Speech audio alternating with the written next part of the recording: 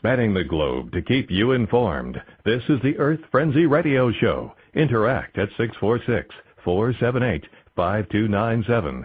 Send messages in the chat room or use Blog Talk Radio's Click to Talk feature. Sensational and electrifying talk radio for the Internet. It's the Earth Frenzy Radio Show. Be prepared to journey beyond reality. Broadcasting live from the magnificent Feliciana Hills of Louisiana, here once again is your host, Steve Shaman. Good morning and welcome back to another edition of the Earth Frenzy Radio Show here on the Blog Talk Radio Network. We're devoting today's program to the mysterious and ever-fascinating world of crop circle formations. And we'll be discussing some of the most intriguing discoveries for this year, as well as what the formations may be conveying in the way of messages or warnings to the inhabitants of planet Earth. Patty Greer, the award-winning filmmaker and documentary producer on the study of crop circles, will be with us to talk about her newest film, Adventure. This is her second appearance on this show, the last time being in August of last year, 2009. Crop circles are not a modern phenomenon. They have been reported as far back as the late 17th century. Since that time, there have been numerous eyewitness accounts of crop circle formations being created in under 20 seconds' time, which cases are accompanied by sightings of brightly colored incandescent balls of light or structured flying craft. Interestingly, in 1996, a pilot who was flying above the Stonehenge Monument saw nothing out of the unusual in the vicinity of this celebrated site during his first flyby. However, after doing a second flyby some 15 minutes later, he was astonished that a huge 900-foot formation comprising some 149 meticulously layered circles suddenly appeared next to this heavily guarded monument. It took a team of 11 investigators more than 5 hours to survey this formation. Of course, there are many stories and reports about these formations and who or might be responsible for their creation. And yet, if these formations are determined to be real in their origin and makeup, then what is the message it conveys, and what does the future tell us about this unexplained phenomena? Patty has traveled extensively in her search to reveal the truth about crop circle formations, their origin, and its message.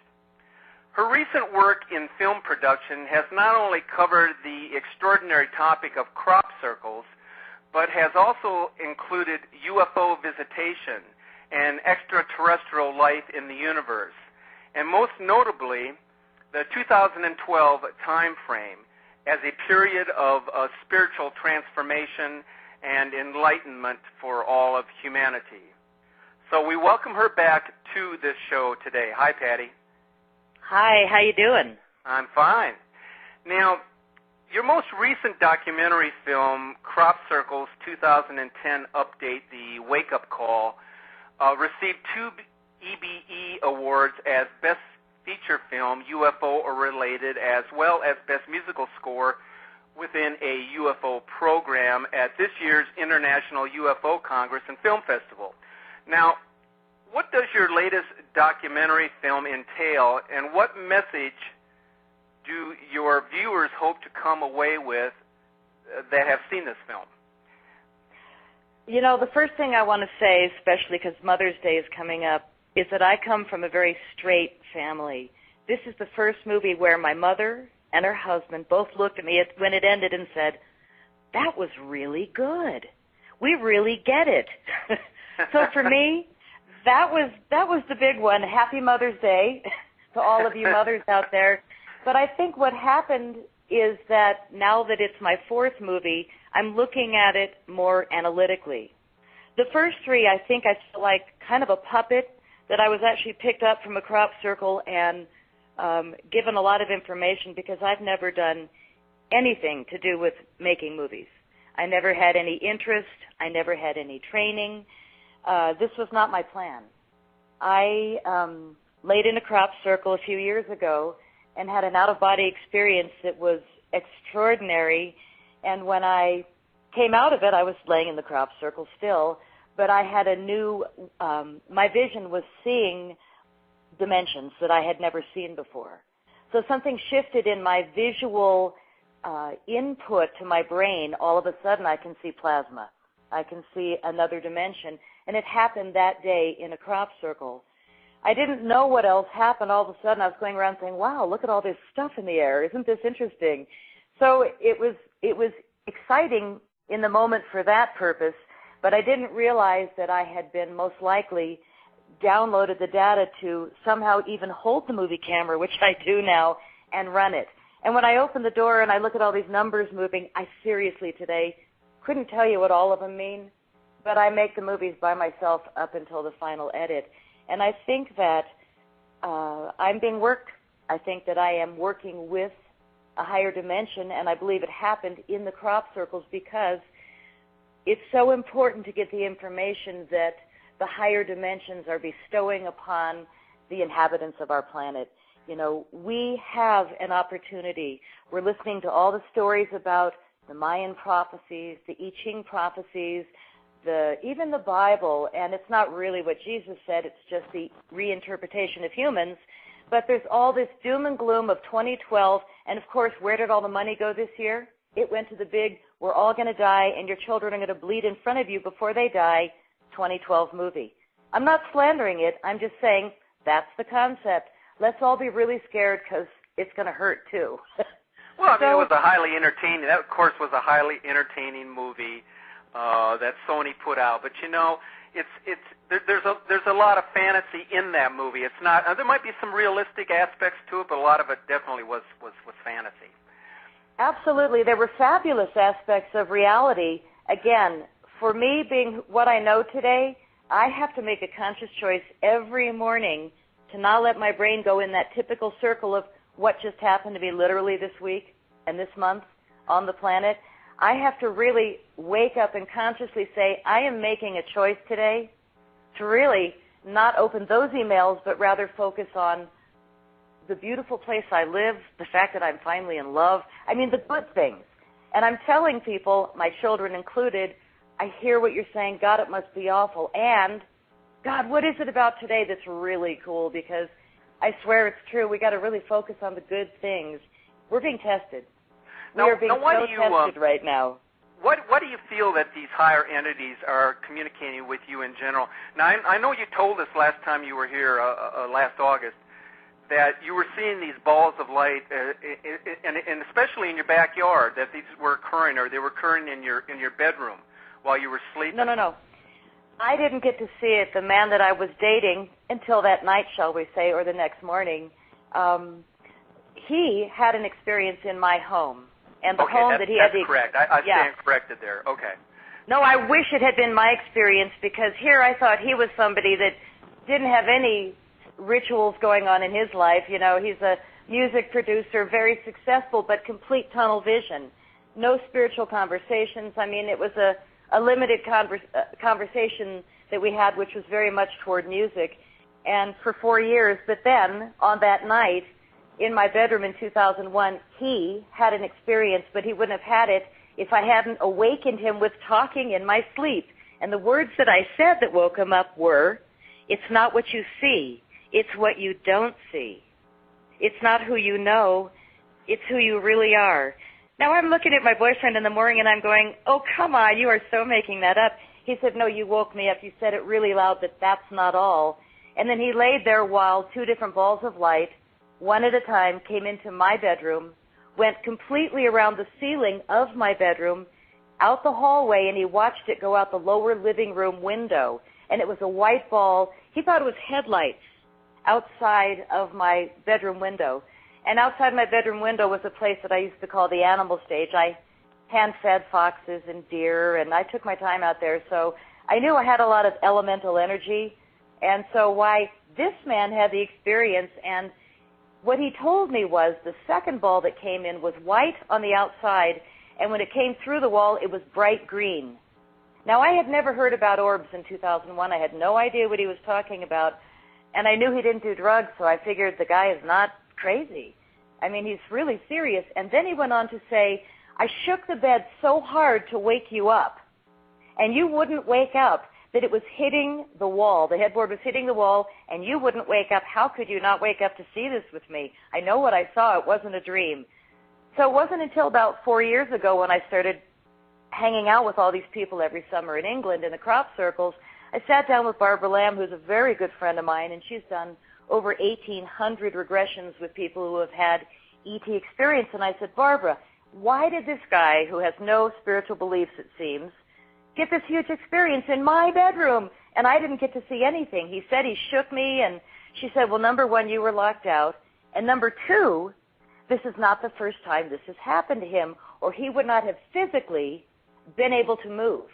Because typically when the balls of light present themselves to humans, we see them, we feel our thoughts, but we can't physically move or scream. Have you heard that before? Oh, yes, I have. Patty, I got a question for you regarding these balls of light. Do you feel that I'm sure it's a type of phenomena for some people that they actually see these things, but do you believe that they're actually behind some of the crop circle formations that have occurred around the world? Absolutely. Absolutely. And what I believe these balls of light are some kind of interdimensional beings that come off the motherships that stay higher up than we can physically see because they're not ready to present themselves. They know that because it's been chosen to tell the world that they don't exist for so long, they know how hard it will be when they just present themselves. And they've kind of made an agreement with humanity, I believe, from all the channelers I speak to who don't like the word channelers. They say that what they feel now is that they're really trying to help us, but that they can't intervene. It's an agreement between the humans and the ETs, and very much like we have dark and light energy humans, we have that around the span of ETs. We know that we have ETs that are benevolent here to help us, and we know that we've got ETs that are working with the other side, and it's a mix no matter what. But I believe that the reason we're not starting, you mentioned in the blog that how many hundreds of years have we had crop circles? What did you say? Oh, it's 300? Been like 340 years now. Yes. And they used to call them the fairy rings or the devil rings because they couldn't really explain them. But a lot of the people in England that are really innocent and not of the city, which has manipulated our minds so much, they say, oh, yes, there are always fairy rings in the field of my grandmum. I mean, I've heard that a few times. And it's so adorable because they're so innocent with it. And they said, oh, yes, we've seen them for years. And I just went to Australia over the holidays where my daughter's dating a cop, and his aunt, who we went to Christmas dinner with, has been with the Melbourne police force for 29 years. At Christmas, I just met them. I didn't want them to know, hi, I'm the crappie girl, potentially the new daughter's mom. I'm just, hi, I'm Patty from America. That's it. And so the dad, he's doing the grilling of this huge, beautiful turkey outside and big white table set up. And he pulls the lid off the barbecue and he puts it on the lawn. And after he just turns the thing, he puts the lid back on. He looks over at me and he goes, oh, look there, there's a crop circle in the Barbie. I mean, they're making jokes.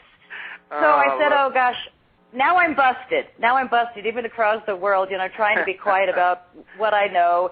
So I look at the woman and I said, okay, I'm out in the public now. So you've been with the police force here for 29 years. Tell me the truth. Do you think there's UFOs? Have you ever had reports? She looked me straight in the eye and came really close and she said, Patty, it's common knowledge. I was like, what? I grabbed my daughter. I said, get over here. Your mom's not loopy. Listen to what the police lady of 29 years just said. And now she's not on the street. She's in Central Intelligence or whatever it is, the inner circle. And she said, Patty, it's common knowledge. In the center of Australia are all kinds of landing zones. We've all known about this. So I think we're in a country that's so interesting that what they want us to focus on is not the reality, but rather having a pedicure today would be so lovely. How about hot pink? I mean, how stupid can we play ourselves? So for me, this particular week, when I said I do this exercise in the morning, I got a letter yesterday, and I'm being very careful. I'm not slandering. I'm saying I got a letter from Countrywide, from my home loan company, and they said that one of their top employees had sold millions of people's personal information, and that we could get up to $50,000 per incident when these people decide or give it to the right person. Is this sort of like a class action lawsuit or something? It's a huge one, yeah. Yeah. But it was one of their top officials whose maybe wife left him. Again, I shouldn't go here, but all it takes is one person to spoil the brew. And right now what's happening on our planet, because we're not listening to the messages of the crop circles. I'm going in a variety of places. The main question you asked, I think, is the greatest one. What is the message and why are they here? They have agreed not to come down in their ships and just vacuum up all the politicians that aren't doing it right. They've agreed not to come down and vacuum up. My brain just goes vacuum and vaporize. Just please give us our planet back.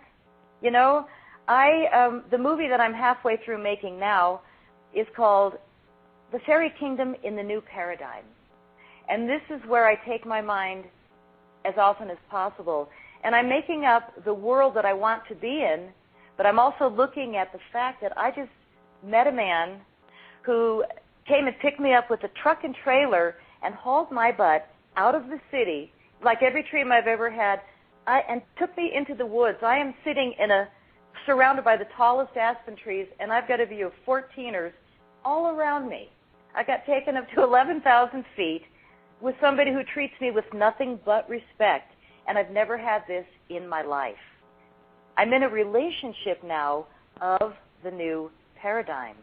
And every day I just look at him, and it's like I know that he's so honest and humble that I can say to him, you know, when the ships come and they say we need sperm for the new world, only one guy here. I'm serious. And that's rude. That's rude. But what I'm saying is I feel that I'm in my 50s. This is the first time in my life I've met a man who treated me with the utmost respect. And it's a really interesting time because last time I was on your show, I was in the middle of a shocking issue. This particular week, I learned that my Social Security number, my license, all my bank accounts were sold to somebody. I just learned this. Yeah. And you know what?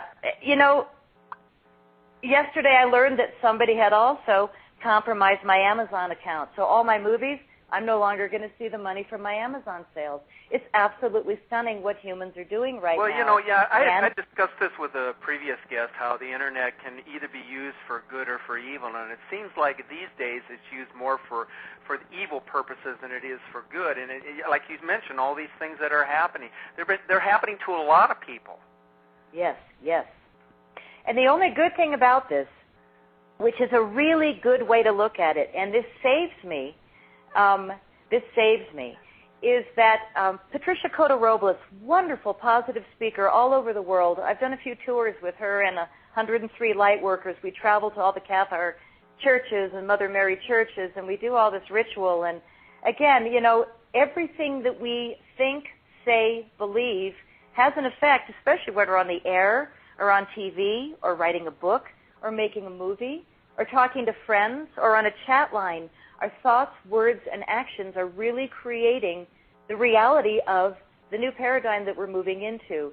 And I believe the script is still being written. We are in the shift.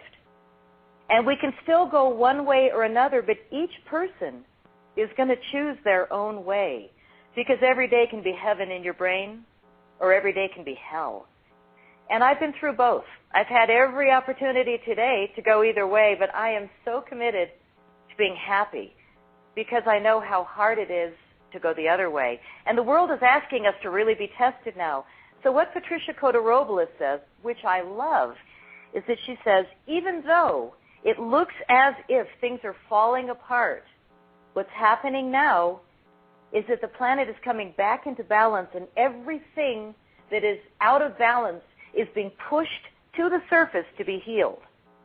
Now, pushed to the surface to be healed, that means we're going to be having volcanoes, eruptions of corporate information coming out where we're all going, God, I knew it, but geez, really? So we're learning now about all these large corporations. I can't mention names, but I've had a shocking 2 weeks, and I'm just trying to get myself out of the system. My name's not on anything at my new address. I'm done. I really want to quit being a part of all of these things where all it takes is, it's not really the system, it's a few bad people. Absolutely. And in those bad people is a golden heart. They have every opportunity to heal this and quit being so greedy. But, again, all of us that know better, rather than sitting around being angry all the time, which I wasted a few years, got to be honest, now I find a way to laugh my way through it or just be really positive, because I know that my mood and everybody I talk to is going to be somehow affected. And because of this shift that we are in, we really have an opportunity to go one way or the other. And the Earth is on the tipping point. And because we've taken it this far, I think that's why the ETs are making themselves present now. Did you learn anything, crop circles. Did you learn anything new at the UFO Film Festival this year, other than the fact that you won a couple of awards for your latest documentary? But what did you learn? I learned a lot because I sat there, and it was the very first time I wasn't working. I wasn't filming everybody. I made a commitment to actually savor the program, and I showed my movie. They picked me for the opening night, which was great because my work and, a little bit of anxiety, which I get very little, was done. The movie played for the coolest group of people, and then I got the whole week to play. So my choice of play was to be there at 8:30 for the first speaker and wear myself thin till 6, go to dinner, and then not miss a movie. I did 14 hours a day for the entire 8 days of eating information. And it was kind of like all the different tidbits that had been out there sprinkled around my mind were centered and grounded into aha. So there's a lot of information in me now, and the consciousness in me says, I don't want to be a conspiracy person. I know that I don't want to hardly even read the email that's sitting over there waiting for me from the guy in England that sends me the worst of it. Because there's a part of me the first years in the crop circles where the people over there are highly intelligent people. And so when you're dealing with people that are really talking about the things that are really going on the planet on a global scale, it's a very scary thing, when you get with the real conspiracy people that are speaking all over the world, and you stand there in the center circle and you hear them going back and forth. I found myself leaving. I couldn't do it. It's too toxic for my mind. So I want to say to all the listeners and to myself and you, Steve, that, we are offered so much information. What we put in is very much like making your dinner.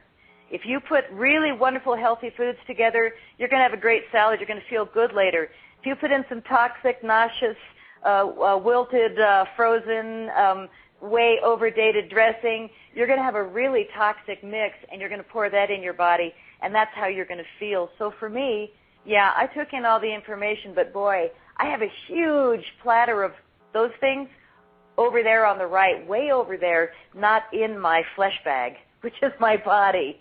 I really have to make a conscious choice because they laughed at me the first year. I kept walking away. I don't want to know these things. I don't want to hear you guys. So yesterday, I'm walking with this amazing man that I adore now. He's a very dear man. And my third day at the event, I got a lovely bouquet. The fourth day, he said, screw it, I'm driving 10 hours. I'm coming. I want to be with you. So he comes down there and he spends, and I said, you got 14 hours a day because I'm not walking out. Even though I wanted, new relationship, but I said, you're in for a big one. So yesterday I said to him, as we're walking through these gorgeous mountains with a view, I want you to tell me the truth. You were at this UFO International Conference where people come in from all over the world every year. We get Stanton Friedman, Jim Mars, Dr. Lear, who takes out the implants. We get all the big guys that are on CNN talking about UFOs. Wendell Stevens, Robert O'Dean, these are regular people every year. The last two I mentioned were the Do you have any new ones, or is it just the usual ones that appear there every year? Oh, no, there's always new people. And I think that's probably why I get treated so well, because I'm still kind of a newbie.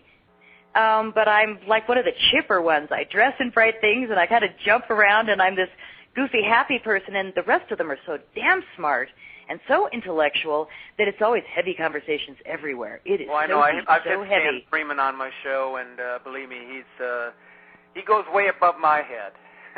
I love the guy. Oh, I do stand in circles. Yeah, I stand in circles with these guys, and then from 5 to 7, if there's a movie I can possibly walk out on, I go and sit in the abductee circle.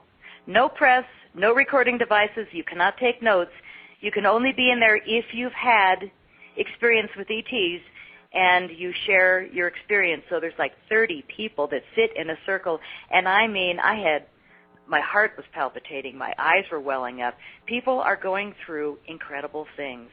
So I said to Michael, my sweet man, I said, okay, tell me the truth, because I'm still confused. I have not been in a ship. I've not seen little grays running around. Haven't had sex with a reptilian, so I don't have firsthand experience. But I have been in the crop circles. I've been in probably 100 crop circles. I've laid down in almost every one, unless it was rainy, muddy. I've laid in a few muddy ones. Actually, I've just put my plastic hood up. I'm committed. I'm a true crappie. I am in it for the long haul, and I have gone out and done the night watch. I've seen the not balls of light ever creating a crop circle in front of me, but I've seen the white balls and the red balls in the distance doing very strange movements that aren't military firings, and they do have military things over there. So I know that they fire off a lot of the red ones, but those go up and they come down in a particular way. This is not what we're seeing when we sit out and do night watch. When are you planning on heading back to England? Oh, I'm going back this summer, and I'm going with my man. So the punchline of all this my man talk, because I haven't been with somebody that I respected so much in my whole life. The guy is absolutely brilliant. He's read so much about this stuff. So he comes to the event, and yesterday I said, are these people crazy? Am I heading into a group of really crazy people? Because there's 800 of us every year that meet at the UFO conference. 600 to 800 people a day. There's hundreds of us, and everybody's brilliant. I mean, I don't consider myself highly brilliant, but I hang with them, and everybody I talk to, my jaw is just sitting on my chest. And I said, seriously, are we a bunch of crazies, or do you think these people know more than the rest of the world? And he had to say straight up, he said, I think 80% are probably the more brilliant people on the planet that are really doing the most advanced work happening here. Yeah. And the other 20 might be crazy. And then he said, actually it's probably more like 90-10. He said, I felt really honored to be in that group of people and how they welcomed me. But again, when you're in a group of authentic, intelligent people that aren't egocentric, desperate pigs, they're going to honor you and treat you by looking you in the eye and welcoming you to their lunch table. And this is the difference that's happening now, and this is where the chafe is splitting. The good people that really have clean intentions are doing really, really good work, and we're having to really up our game because we know that we have to make up for, each light worker has to make up for 10,000 sleepers. I mean, seriously, Patricia Cota-Robles, who I want to believe, says that even if we are only 5% of the planet that care, that love, that truly are working into the new paradigm with the right attitude, if we stay focused and planted like an acupuncture point on the planet and only talk about the positive things and really enlighten the masses as much as possible, we can shift the paradigm. What is the last crop circle that you were in that actually struck your fancy the most? Every single one, but I want to mention that the first crop circle of the year happened yesterday in England. Yeah, I just got the email this morning. The first crop circle happened yesterday. Is that a coincidence that it just happened in England? We know they have so many over there. Well, let's look at the explanation of numbers, which is in all of my writings. A high 90 percentile of the crop circles documented and photographed in the world are in the area of Wiltshire, England. 90-something% of the crop circles in the world are happening within a 20-mile radius, approximately 20 to 30 miles of the Avebury Stone Circle, which is the largest stone circle in all of England, all of Europe even.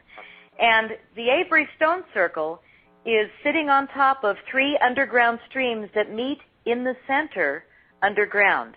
Now, coincidence or not, but most of the crop circles are not only sitting on ley lines, which are ley alignments, a line between one sacred site and another, but also most of them, high 90%, are sitting over aquifers, which are underground water pools. So it's believed by most of us over there that there's something about water and whatever the microwave effect is that these ETs are putting down onto the crop. I do believe that the video that's in 2 of my movies, and you can see it for free on my movie trailers, if you go to my website, www.pattygreer.com, Pattygreer. You can look at either of my crop circle movie trailers, and you will see in 1996, John Whaley, a guy in England, sat up all night, then he fell asleep. But there's that sound that happens that all of us know. It's this whirling, kind of stirring sound, and you know to get up and hit play. If you could possibly move your hands, hit play on the camera. So he was one of, like my boyfriend, the few people that got to hit play, and he filmed 2 balls of light coming in and creating a crop circle in seconds. It's this famous, famous footage, and you can find it on YouTube, John Whaley. It's called Oliver's Castle. Oliver's Castle is where it happened in the UK. But you can see it on my footage. In my movie, I'm sitting there. Now, this is my first movie. I had no experience whatsoever, but I started taking a ridiculous amount of photos, and I had 1,100 photos within like 2 weeks. It's like I didn't breathe. All I did was take pictures. Why are the ETs, we talk about extraterrestrials being such a highly sophisticated form of life. Why are the ETs preferring to use crop circles as a way of communicating with people, as opposed to, let's say, electronic or cyber communication, or maybe even a more sophisticated form of communication? Why are they preferring to do it in this primitive way? Well, interesting question, and I would only be able to guess, but my intuition says, do you remember when they came on some radio show and took over the wave and did that weird voice? How long did that last, and how long did it get talked about? Not very, and not very. But then a crop circle comes down in England, or Italy, or Germany, or Czechoslovakia, or Slovenia. They're happening in, last year, 60 different countries were documented that had crop circles, but 90% of them happened within a 20-square-mile radius of the Avebury Stone Circle. By far the most fabulous ones. So I think that there's something about sacred sites, high vibrational people, and the fact that it stays in the crop until the farmer mows it down. So there's a longer opportunity for the message to be seen, photographed, filmed, expressed, and once it's filmed, it can go on further. Of course, a radio show can be recorded and played and played and played, but again, if they make jokes about it, they can disinform pretty quickly on one radio show or 2.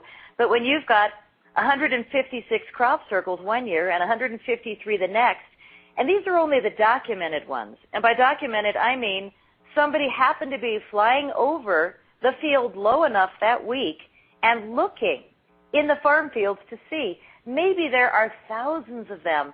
People just aren't looking, because a lot of them are really hard to get to. I mean, when we get over there, it is not an easy feat. You have to be liked. You have to be welcomed into the center circle to even get to know where they are. And somehow, again, I think there's like almost a magical choice process, because there's so few people even interested in the phenomena, which blows my mind. I mean, these things are huge, and the artistry is superb. And when you're inside a crop circle, my skin shakes. I get goosebumps head to toe, and the hair stands up on my arms and the back of my neck. There is something extra-dimensional going on there. You get dizzy, and I don't know. I don't know what it is. I can't explain it, but I am seeing, as I look at the messages now, what are the messages saying? Last year, I was dissecting 2009. They had 5 to 6 different messages that were clearly large fish. What were they telling us? Look what you're doing to the ocean. I have a feeling about that, and I'm gonna ask you about that in a little bit as to why, because we saw these jellyfish and fish and all these sea life appearing in these crop circles. So I have a theory about that. I'm gonna talk to you about. But I got several more questions I need to ask you, and we got 25 minutes, so I'm going to move along if that's okay with you, Patty. Okay, absolutely, yeah. Okay, our guest on this segment is Patty Greer, the award-winning producer of the documentary film Crop Circle's 2010 update, The Wake Up Call, the fourth in a series of documentaries on the crop circle phenomena. In addition to her continued devotion to the study and filming of crop circle formations, Patty is also a talented musician whose music and lyrics are inspirational and naturally creative. Her film documentaries instill a unique blend of music that complements the message of her productions and leaves her viewers feeling a sense of peace and tranquility from the beginning to the end. Patty has been interviewed on numerous international radio talk shows and TV, and has also been featured in international film festivals. To learn more about today's guest and her documentaries, you may visit her website at www.pattygreer.com. Now, Patty, what's your feelings on the environmental disaster that seems to be looming at this moment down in my neck of the woods here, along the Gulf Coast of Louisiana and extending as far east as the panhandle of Florida? Do you believe that the ETs were warning us about this catastrophe before it actually happened? I didn't get any of that sense myself, but I did get a sense that we have big issues in the oceans and in the water, and I don't know about that particular incident or New Orleans, when that happened, but I do believe that they are strongly drawing our attention to environmental issues and what's happening to our wildlife. Not only last year, 2009, were there a number of fish, there were also a number of birds. We had the phoenix, the thunderbird, the owl, another funny one, the sparrows. I mean, we had probably as many birds as we did fish. So, look what we're doing. Look what we're approving. Look, and are we learning from our mistakes? That's the big question, because it doesn't seem that we are, because this has happened so many times before. Look at Valdez up in Alaska. You think we would have learned our lesson from that, but this continues to go on for the sake of the almighty dollar. It is.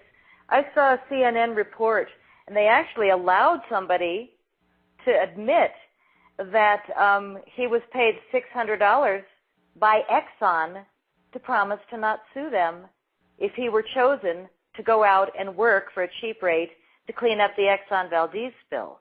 Yeah, so all of those workers that were toxified and sickened, and all of them are suffering now. It's not a coincidence. All of them have been monitored, and they're all suffering. And they were asked to sign an agreement not to sue. So when we look at BP right now, I've only been watching the news, and I'm repeating things I've heard. I'm not creating gossip or slandering anybody, but I saw that BP is number 4, the richest corporation in the world, $25 billion a year average, and that they only have a responsibility for $100 million for this cleanup, and that the rest of the money gets to come out of our tax dollars, which are going to go up to clean up their spill. Yeah, why not sock it to the taxpayer? Correct? We've been doing this all along, so why stop? Well, it's a really, really hard time. I'm watching it, and I'm making phone calls because I'm willing to sit on hold and do wonderful things outside the phone. But it took me 9 hours because one of my phone companies, won't say their name, accidentally, put $1,135 on my phone bill. Nine different supervisors spoke with me, made me promises, and then I saw it show up on my phone bill, on my credit card, again. I finally gave up on them, and what I'm saying is I said to them, you're lucky I'm not Michael Moore, because I'd have a heyday with you. Now, this is a huge telephone company, and now I'm at the top, and she took care of me, and she said, all 9 of those people, their heads will roll, their supervisors will be contacted. I said, lady, it's so wonderful that you're there, but it shouldn't take 9 employees when there's this many people that need work in the country. Why are you hiring people that either don't care, don't like your company, or just hate humans? Because, wow, that's ridiculous. It took me 4 months and probably 9 hours of my time sitting there on hold and talking to supervisors who none of them did their job. Well, see, this is typical of human nature. Everybody waits until the last minute to get something done. You say, oh, all of a sudden, oh, my God, you know, it's like a chicken with their head cut off, running around. What are we going to do? What are we going to do? Well, you should have thought about this long before it happened. And this is the same thing with what's happening with BP down here in the Gulf of Mexico. God, it must be horrible for you guys and your birds and your wildlife and your animals and you know, your we're fish. sick to death here in Louisiana, especially because the fishermen down along the neck of the Mississippi, because they rely on fishing for their livelihood. And without that, what are they going to do? Yes. But nobody thinks about that. They only think about, we got to do what we can for BP, because without that oil, what is the country going to do? They're going to go to Prius cars and intelligent cars and stop being so addicted to what we don't need. You know? I mean, we know better. As a race, we know better. So on a subconscious level, you had asked me another question that I'm loving to go back to now. Why crop circles rather than coming through the radio? Well, the radio people wouldn't believe. They would say, oh, it's some human. But you put down something like a crop circle at Stonehenge when the pilot just flew over 15 minutes earlier, and not only was it perfect circles, was it 140 in the Julia set? That formation was flawless. 140. Mm-hmm. 140, it was the Fibonacci sequence, which is, as you know, a mathematical wonder. It is not humanly possible to create that in wheat unless, and I hope I'm okay to say this on the air, but I let it fly in my movie, and I didn't use his name. I just called him the farmer. But he's about 80 years old, and he showed up at the formation where I was filming the main speaker in my movie, and she and I were sitting there. It was the most beautiful day in the Westwoods Formation in England. This is 2008. Sunny, 2:30 in the afternoon. She and I, and the guy that hauls my camera for me, Nick, he and I do music for my movies. So she and I are out there, and she's meditating in her little circle over there, and I'm setting up the camera in the big circle, and I scan the field 360 degrees. I'm like, how can this formation not have 30 researchers in it, or even 3 others? It's just us. It's such a gorgeous day, and this formation's only been here like 2 days. I had been in it the first morning because I insist on that with myself, but I came back and I brought her. And it was a very interesting day because I started to film her, and she is brilliant in the movie. And all of a sudden, here comes the first helicopter. And I'm like, oh, you know, it's the people that, you know, take pictures and, you know, okay, hi, touristas, you know, do your thing, go away. And they kept circling and circling and circling and circling. And then all of a sudden they flew away, and I was like, oh, thank God, I can start the camera. And now I'm interviewing this woman, and she looks at me and she says, do you want to talk about martial law? And I went, hell no. That's going to be yanked in the edit. And she points up, and so I turned my camera up, and right above our crop circle, not anywhere else, and it was just she and I, after the helicopter left, were 4 mysterious X's in the sky. It was the darndest thing, and it was literally right over us. Now, we had to hike to get to this field. It was in the middle of nowhere. This is not a crop circle near the road where it's easy to get to. This one, we had to hike to get into, through the brambles. And so we're in the middle. I take pictures of it from way above, and the farmer says, why would anybody want to take pictures out here or do this work unless they were being well paid, which I don't imagine they are. So the 80-year-old farmer shows up, and I said, what do you think is causing them? And he said, well, it's possible because there's so many military camps around here that they are experimenting with some kind of laser. So that's possible. It's very possible that it could be they're trying to, those handsome gents, to perfect their military laser messages on the earth, or how to make matter lay down and behave. So I was really surprised he said that because I'd never heard that explanation. Are we so getting I thought that was close to interesting. the time now where ETs are going to appear before us in their physical state and relay some sort of coherent message for that maybe all of us hopefully will understand? Are we getting close to that? I don't know. Do you know?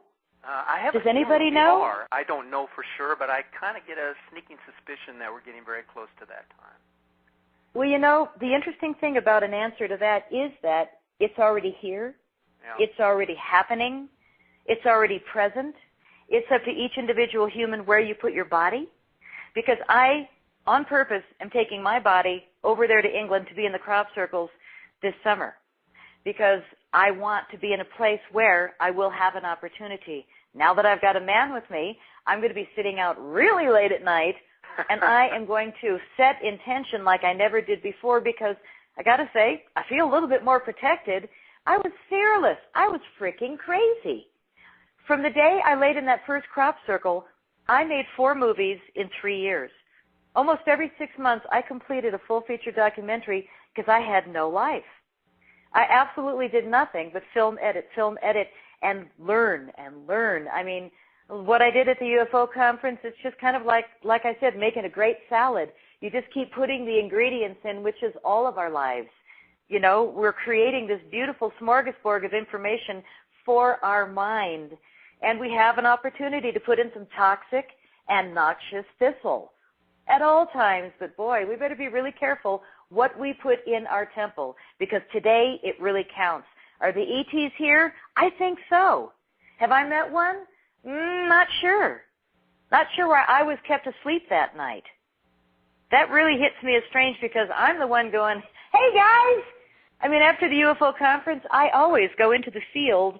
I take an extra few days and I grab a few people that are really passionate and crazy like I am, and we drive into the Sedona Desert and walk out till 4 in the morning.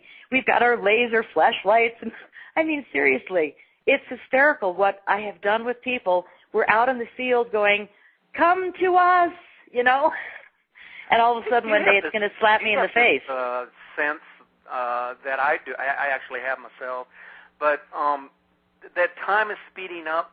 Everything is becoming so tumultuous and crazy in the world, and it's all going to come to a head at some time in the immediate future. Do you ever get that feeling? I do. And I try and keep myself out of the fear of things changing instantly. But as we know, we could wake up and the banks could all be closed. As we know, we could wake up and have no gasoline, and then there would be no food in the grocery stores within 2 days. So it's possible that there could be a sunstorm and all the computers and telephones in the world go down. Can you imagine? And all it takes is one ball of fire off the sun, which they're predicting we are in that time. So it is very possible, which is what reminds me of my favorite line of Patricia Corey in my movie when she says, yeah, we're in martial law, but look at this day. Look at this glorious day. What are you going to do with it? And I tell you, that guides my life because, yeah, it could change in a heartbeat. I hope it changes where the ships land in every big city and do their vacuum vaporization. I really do. I mean, I don't know how we're going to clean out the power elite. And the interesting thing is there's such a small number of them, and there's so many of us, but they have so much money and they control all the big corporations. Yeah, even more so than the money is the power, and they hold all the power in the world. And as long as they do, people are set to the side and are helpless. Yes, it's a very interesting helplessness time So I think the most important thing for each human to do independently is to arm ourselves with coming back to nature. I think it's the most important thing we can do now, which is to get our minds less on the TV and whatever, shall we say, may be coming out of it toward our brains, and more on the garden in our backyard, or the hike that's down the road, or the tree that we can plant, because I think that the messages I'm getting overall from the circle makers is that humans have got to honor the planet or we're going down. I do not have the belief that all the ETs have been doing all this hybridization to destroy humanity and take over with all these droids. I don't believe that that's happening, but I do believe that we have been sperm donors and skin sample donors, and our animals have been lip and bottom sample donors. I think that they've definitely been working since the 40s to create a better species.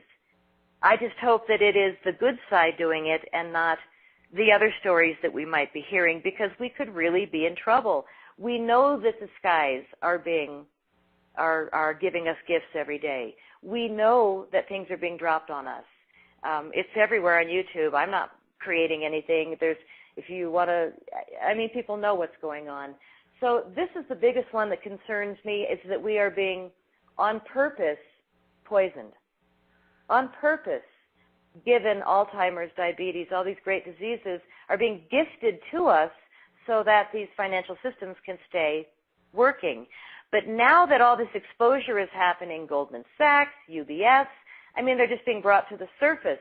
Citywide, countrywide, they're all now becoming headliners. But what happens when the planet realizes how completely unruly they've been for how long, how much they've taken from each of us?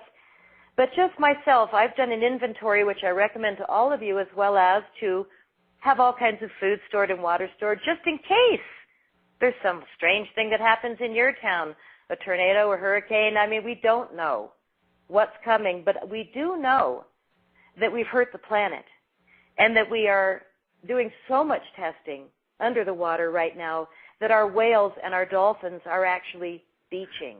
Well, other than stockpiling food and water, how can the average person prepare themselves for the changes that are happening, either from an environmental point of view or when taking into consideration the dismal state of our present society? How can people prepare themselves?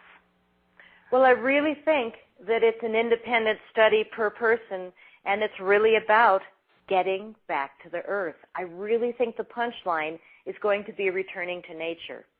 And my new film, which I don't know if I'm going to finish now that I realize, the business that I'm in is just too hard. It's too expensive for me to make movies anymore. I spent over $100,000. It's what? It's time-consuming as well, isn't it? Oh, it's a great way to spend my time. I love working with the ETs. I love making these movies. And when I look at the movies I've made and I realize I didn't watch anybody else's, I'm laughing, because now I'm watching everybody else's movies and I'm going, how did I know that stuff? How did those people say yes to me? Why does Dr. Lear and Stanton Friedman always hug me? Why do they always say that I'm like the light of the party, because I'm not the heavy one. I'm the giggly chick from Boulder, Colorado, who finds it all rather fun. And it's because I choose to. I could be so gripped out right now with what I've dealt with the financial system of our country, with the dishonesty of people I know, friends, family, neighbors. We are starting to scare me. I don't know about everybody else out there, but I see it really coming to the surface to be healed. But as it's coming to the surface, it's going to be stealing from us. These systems, you guys need to really watch all your bills and watch your escrow accounts and watch all the things that the corporates are doing with your money, because I think there's blanket sweeps of overcharges and surprise little charges that are being dropped in to see if only 10% of the people are awake enough to notice, we got 90% of the other ones. I think that's happening a lot now because people are getting desperate. So as far as not just, I think it's important to have seeds and water, yeah, and I think it's important to have a garden inside your house or outside just to honor the earth, if nothing else, and to grow your own food so you know at least some of your food is pure and healthy. But I think the other thing really is purifying our minds. And that's what I started the show by saying, which is we're sitting on the tipping point and the script is still being written. What we feed our minds every day, and there is so much conspiracy to read, and there is so much light work information to read. There is a 2012 movie that'll scare the crap out of you, and then there's a 2012 We're Already In It movie by me that will give you faith and hope and give you tools to step into a new paradigm with faith. And I think that's what's happening to our people because we're being robbed left and right. People are losing their jobs. There's nowhere to get another one. Blah, blah, blah, blah, blah, wah, wah, wah. And it's like we need to keep our faith. So I think part of the medicine of stepping into the new world is to look at the fact that I pulled out of the stock market and my company that had been doing my stocks for 27 years just kept 20% of my life savings, just kept it. So I've been dealing with that for 2 years. But what I saw was that there's no hope for the small person. And this is a company that's getting worldwide sued right now. You know, it's happening everywhere, really a lot. So what I'm having to do is retrain my mind. Rather than to suffer of, oh my God, they just stole all this money and blah, blah, I'm saying, you know what? I need less things now because look at my closet, seriously. I used to live in Denver and Boulder where I needed so much new clothing, and when I hear my daughter say, oh, this is so out of season, I want to slap them. You know what I'm saying? We all tend to collect more than what we need, you know, and it's probably good to cleanse ourselves a little bit in that respect. It is, and I think the new paradigm is about cleansing. I think that a lot of people, I don't know how old you are, but I think people in their 40s and 50s and 60s are really getting rid of stuff now. And as we get rid of stuff, we're starting to realize we really don't need as much money as we thought we did, unless we want a greedy life, of course, to be better than our neighbor, have more, whatever, nicer car. But we really need less now than we used to. And as we are robbed by the big financial systems and we all have less money, we spend less out there on products, and then we throw less away, which is creating less on the planet of trash. And so ultimately it might be a good thing, not that I want to thank them for robbing us, but there's something good in it, which is where I keep trying to take my mind every day. Oh, thank you for stealing my money. And when I moved my last time, I had some movers that were not from this country legally, and I found them on Craigslist, naughty me. But they did a move, and so everything I owned, all my antiques, everything is scratched, chipped, shattered. So that was about letting go of my attachment to my stuff needing to be perfect. So I think we're all really being retrained. A lot of this torture, which we feel like is torture, is actually retraining us for a new world and a new paradigm where we take less from the earth, throw less onto the earth, and use less in general. Waste less water, let our trucks run out in front less time. You know, I mean, I think it's really about now, and I'm going to repeat it again, honoring the planet, which we have forgotten to do. Patty, there's some other things I wanted to. Suffering. There were some other things I wanted to discuss with you today, but unfortunately we ran out of time on this segment. But I want to have you back, of course, again, and I want to thank you for coming back on the show, and keep us informed on what's going on in the fields over there in England, will you? Maybe when you come back, you can talk to us more about it. Let me tell the audience quickly, again, Patty, www.pattygreer.com, PATTYGREER.com. And if you want to keep abreast of the greatest crop circles, basically all the documented crop circles in the world, go to the www.cropcircleconnector.com. And it's free. You can see every crop circle that shows up every day. And then for a small fee, like $15 or $20 a year, you can look into their archives and also get on a list. So every day when there's a new crop circle, they'll mail you photos of that new crop circle, field reports, everything. I mean, for $20, I think it was best investment I made. I'm always a member of Crop Circle Connector, but that's how you keep abreast of the crop circles in the world. They'll mail it to you every time there's a new one. I'm telling you, every day, all summer long, there is a new crop circle. These are not going away. They are not being made by humans. These are messages that humanity has got to start listening to. Well, thanks for sharing that with us, and I hope you have a really nice summer. I know you're going over to England, and have a safe trip there, and hopefully we'll hear back from you sometime later on in the year. Thank you, and everybody keep your eyes to the skies, but really, really, really watch where your mind goes. Keep your thoughts clean, and really try and talk about the good stuff, because we are on that tipping point where we really want to tip it over to stepping into the new paradigm, which is such a beautiful spiritual evolution for all humanity, and we are offered that now. Thank you, Patty. Mm-hmm. And have a good day. All right, cheers. Bye-bye. Bye. Be sure to visit our news website at www.earthfrenzyradio.com for the latest alternative news and entertainment programming. You can also subscribe to our audio podcasts on iTunes. Thanks for listening to our show today, and be sure to visit Skywatch Media blog for a list of recent or scheduled shows on the Earth Frenzy radio show. Just click skywatchmedia.wordpress.com. So until next time, this is your host, Steve Shaman, wishing all of you a good day, and we'll see you again real soon.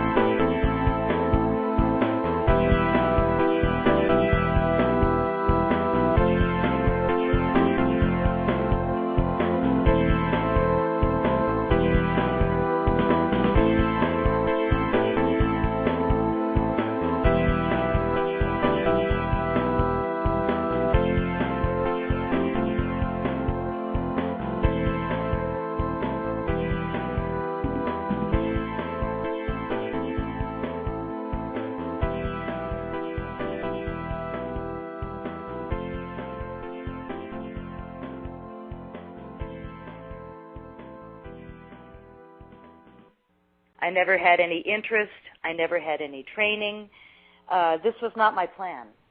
I laid in a crop circle a few years ago and had an out-of-body experience that was extraordinary. And when I came out of it, I was laying in the crop circle still, but I had a new, my vision was seeing dimensions that I had never seen before.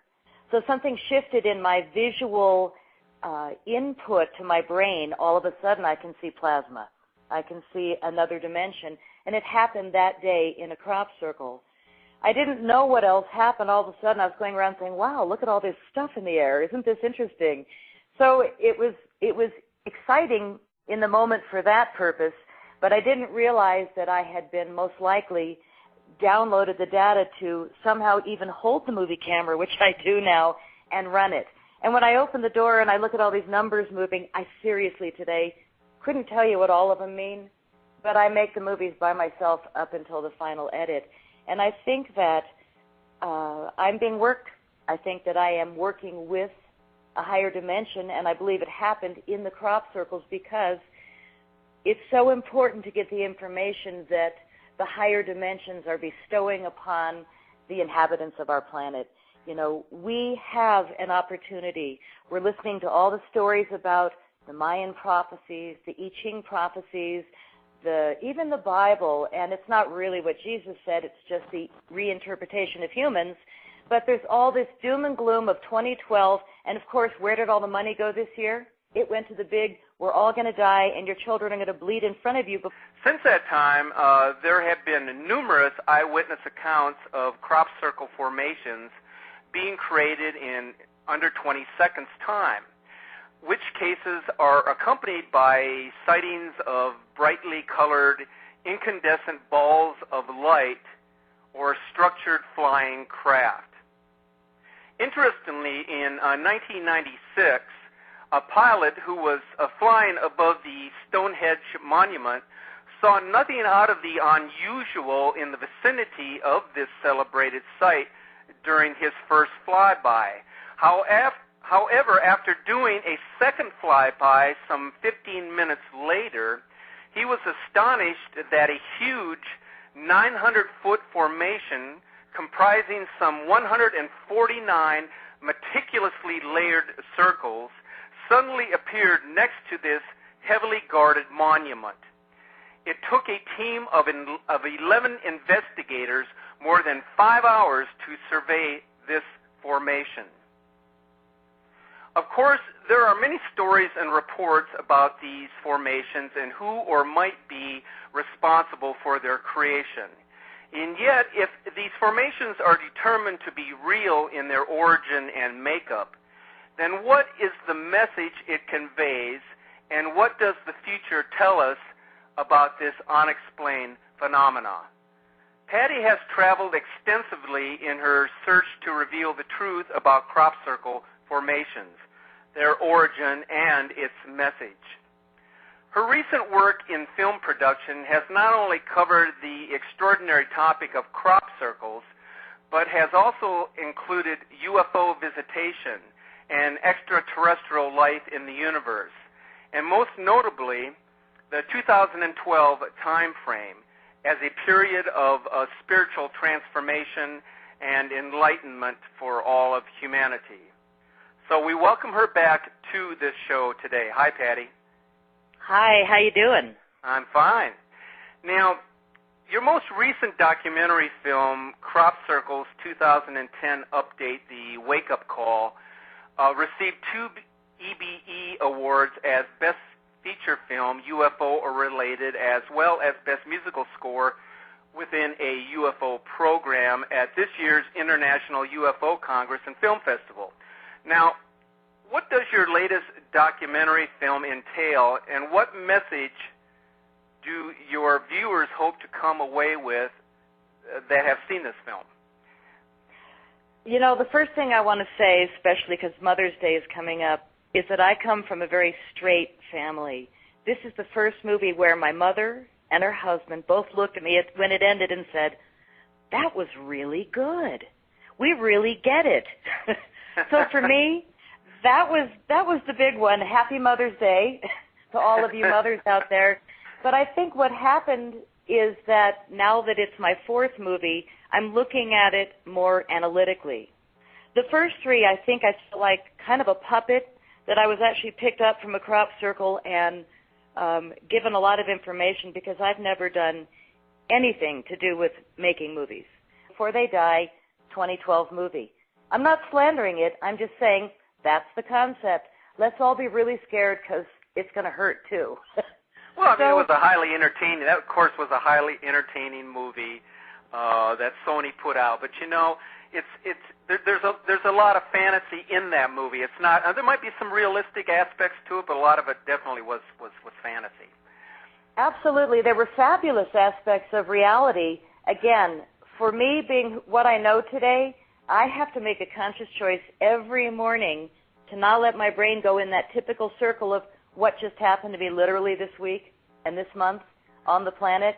I have to really wake up and consciously say, I am making a choice today to really not open those emails, but rather focus on the beautiful place I live, the fact that I'm finally in love. I mean, the good things.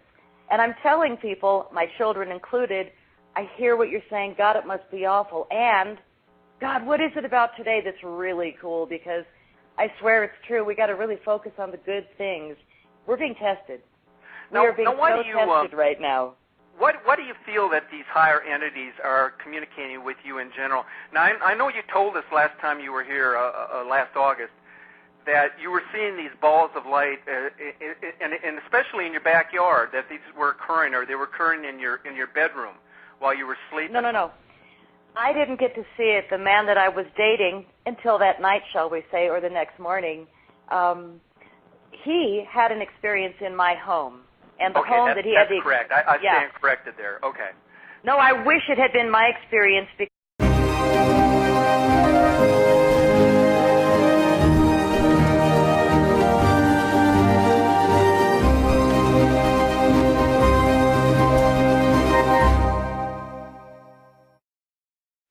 Spanning the globe to keep you informed. This is the Earth Frenzy Radio Show. Interact at 646-478-5297. Send messages in the chat room or use Blog Talk Radio's Click to Talk feature. Sensational and electrifying talk radio for the Internet. It's the Earth Frenzy Radio Show. Be prepared to journey beyond reality. Broadcasting live from the magnificent Feliciana Hills of Louisiana. Here once again is your host, Steve Shaman. Good morning and welcome back to another edition of the Earth Frenzy Radio Show here on the Blog Talk Radio Network. We're devoting today's program to the mysterious and ever-fascinating world of crop circle formations. And we'll be discussing some of the most intriguing discoveries for this year, as well as what the formations may be conveying in the way of messages or warnings to the inhabitants of planet Earth. Patty Greer, the award-winning filmmaker and documentary producer on the study of crop circles, will be with us to talk about her newest film, Adventure. This is her second appearance on this show, the last time being in August of last year, 2009. Crop circles are not a modern phenomenon. They have been reported as far back as the late 17th century.